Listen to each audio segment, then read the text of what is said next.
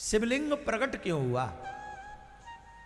एक समय की बात है, ब्रह्मा जी भ्रमण करते करते क्षीर सागर पहुंच गए। और क्षीर सागर में जब ब्रह्मा जी पहुंचे तो क्षीर सागर में भगवान से सैया पर पौड़े हुए थे। नारायण भगवान क्षीर सागर में से सैया पर पौड़े हुए थे, मतलब समझ गए, सो रहे थे, लेटे हुए थे। तो श्री नारायण भगवान क्षीर सागर में शयन कर रहे थे और ब्रह्मा जी गए क्षीर सागर में। और ब्रह्मा जी जब क्षीर सागर में पहुंचे तो क्षीर सागर में जैसे ही पहुंचे तो ब्रह्मा जी ने देखा नारायण भगवान सोए हुए। उनको लगा हम तो ब्रह्मा हैं, पितामह ब्रह्मा है। ब्रह्मा जी को ये बात बुरी लगी कि मेरे आने पर नारायण भगवान लेटे रहे। तो उन्होंने क्या कहा? ब्रह्मा जी बोले, हे वत्स, वत्स विष्णु महात्मानो मांगतम काल वेगतः पितामहस्य जगतः पाता च तब वत्स कह। हे वत्स, तुम जानते हो मैं कौन हूं? मैं पितामह हूं। तुम खड़े हो जाओ और खड़े होकर मेरा स्वागत करो। भगवान विष्णु बोले, गजब के आदमी, हमारी नाभि से प्रकट हुए और हमारे ही आगे बड़कपन झाड़ रहे हैं, सेकी मार रहे हैं। तो नारायण भगवान ने कहा, हे वत्स, यह जगत मुझ में ही स्थित है। केवल तुम ही नहीं, ये पूरा जगत मुझ में स्थित है। तुम चोर के समान दूसरे का सम्मान क्यों प्राप्त करना चाहते हो, छीनना चाहते हो? तुम जानते हो तुम्हारा भी प्राकट्य मेरी नाभि से हुआ है। नारायण भगवान की बात सुनकर नंदकेश्वर बोले, हे मुनि, उस समय अजन्मा ब्रह्मा और विष्णु मोह बस में कहने लगे, मैं श्रेष्ठ हूं, मैं श्रेष्ठ हूं, मैं श्रेष्ठ हूं। तो नंदकेश्वर कहते हैं, मुनि, वो आपस में लड़ गए, मैं बड़ा कि मैं बड़ा, मैं बड़ा कि मैं बड़ा। आजकल इसकी लड़ाई चल रही, मैं बड़ा कि मैं बड़ा।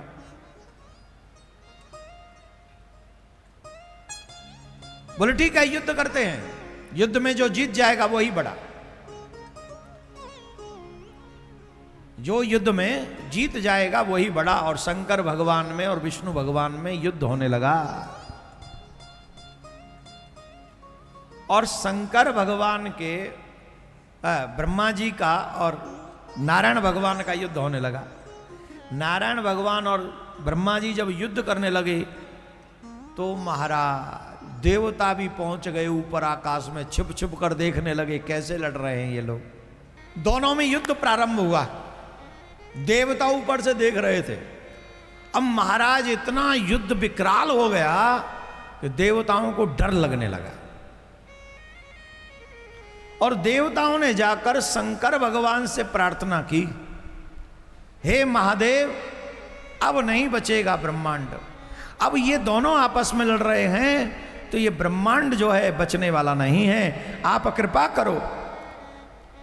शंकर भगवान बोले, हम जानते हैं तुम यहां क्यों आए हो, किस लिए आए हो ये हम जानते हैं।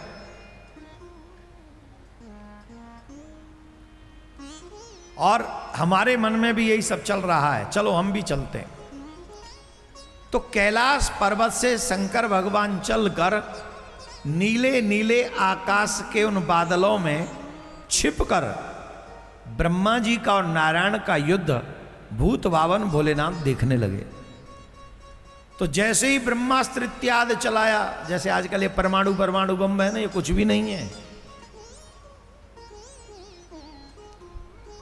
शंकर भगवान के पास में, ब्रह्मा जी के पास में, नारायण भगवान के पास में ऐसे ऐसे भयानक शस्त्र हैं।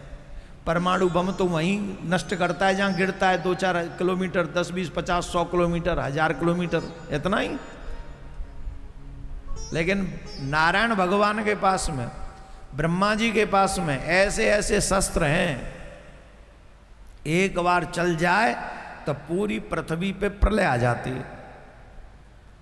ऐसे ही शस्त्रों को जब वो निकालने लगे युद्ध में विजय पाने के लिए, तुरंत शंकर भगवान उस समय वहां पर तेजोमय स्तंभ के रूप में प्रकट हुए।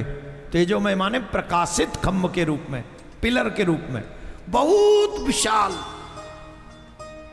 इतना विशाल, वो अग्निस्तंभ कहा जाएगा। क्या कहा जाएगा? अग्निस्तंभ। अब इतना विशाल था वो अग्निस्तंभ, न तो उसका आदि दिख रहा था न उसका अंत दिख रहा था। भाई दो व्यक्ति लड़ रहे हो, थोड़े लड़ रहे हो बलवान, और उनके बीच में कोई कमजोर आके बीच बिचाव करे तो क्या होगा? क्या होगा? वो कमजोर आदमी की हड्डी पसली टूट जाएंगी। और कोई बलवान आके युद्ध का बीच में आके खड़ा हो जाए, एक का हाथ पकड़ ले ऐसे, एक का ऐसे, हटो हटो, क्या कर रहे हो तुम, खबरदार, आगे कुछ ऐसा किया तो फिर क्या होता है? फिर दोनों वहीं से वार्तालाप शुरू कर देते हैं, क्यों? बीच में पता है ना कौन आ गया है। तो बहुत विशाल अग्निस्तंभ प्रकट हुआ। ध्यान से सुनना, ये कथा हम सबको इसलिए सुननी चाहिए, हमें पता चले कि शिवलिंग प्रकट कैसे हुआ। इसी को प्रथम शिवलिंग कहते हैं पृथ्वी का। ये जो शंकर भगवान, ब्रह्मा जी और नारायण भगवान के युद्ध के बीच में प्रकट हुआ, अब इतना विकराल, इतना बड़ा था, तो ब्रह्मा जी ने कहा ये क्या है? नारायण भगवान बोले पता नहीं क्या है। बोले पहले इसका पता करो, इसका पता करना चाहिए, ये क्या है? बोले कैसे पता करें?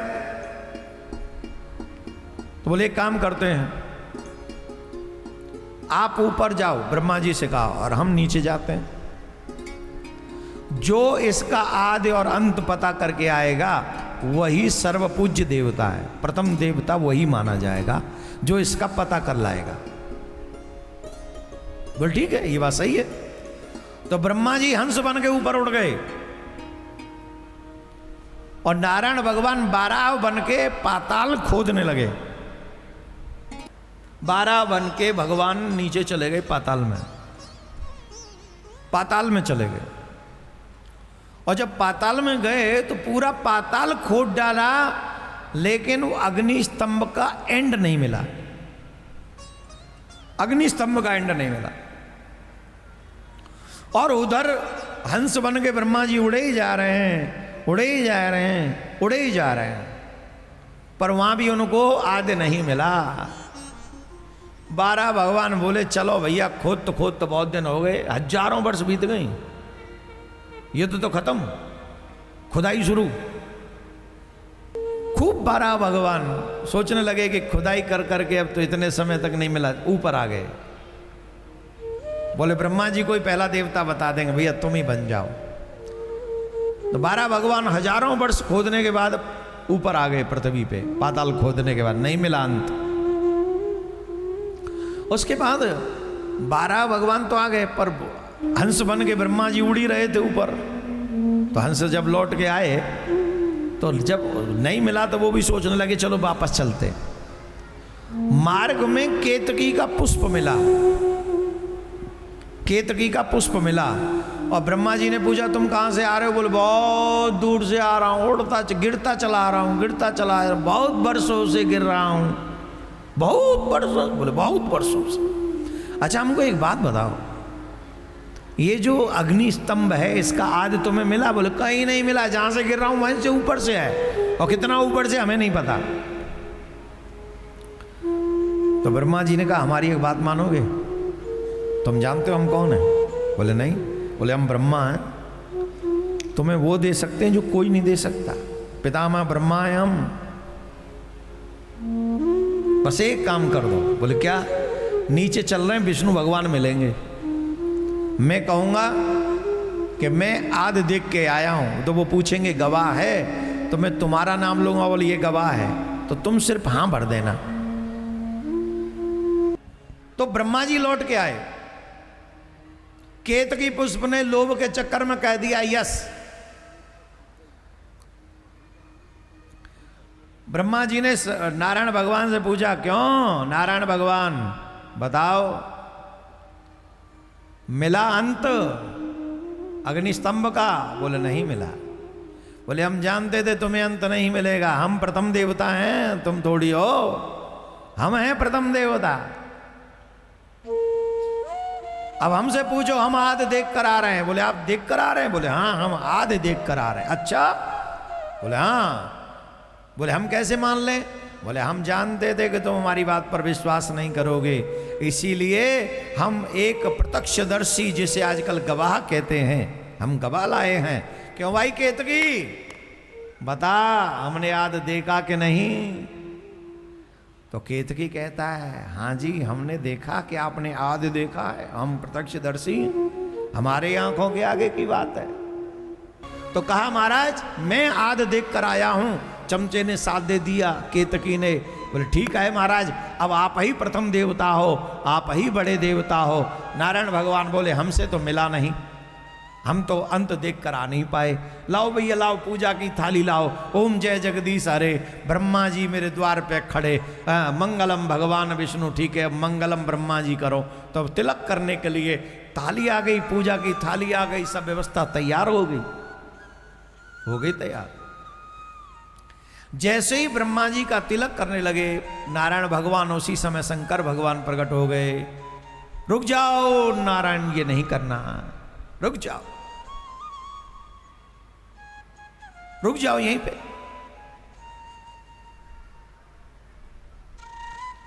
ये नहीं होना चाहिए। और उसी समय भगवान ने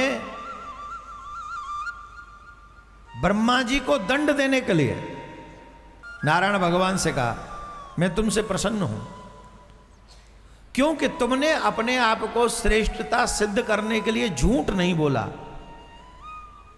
तुमने झूठ नहीं बोला, तुमने सत्य बोला। इसलिए आज तुम्हारा एक नाम है, वो नाम रहेगा सत्यनारायण। क्या नाम है? जोर से बोलो। शंकर भगवान कहते हैं आज से ही तुम मेरे समान हो जाओगे, अब तुम में और मुझ में कोई भेद नहीं रहेगा। क्यों? क्योंकि तुमने सत्य का पालन किया। तो कहा कि मेरी और तुम्हारी समान पूजा ये संसार करेगा, और निश्चित तौर पर तुम सब अपने, हे नारायण, तुम अपने भक्तों को भी सहज में कल्याण कर सकोगे, ये हमारा आशीर्वाद, क्योंकि तुमने सत्य बोला है।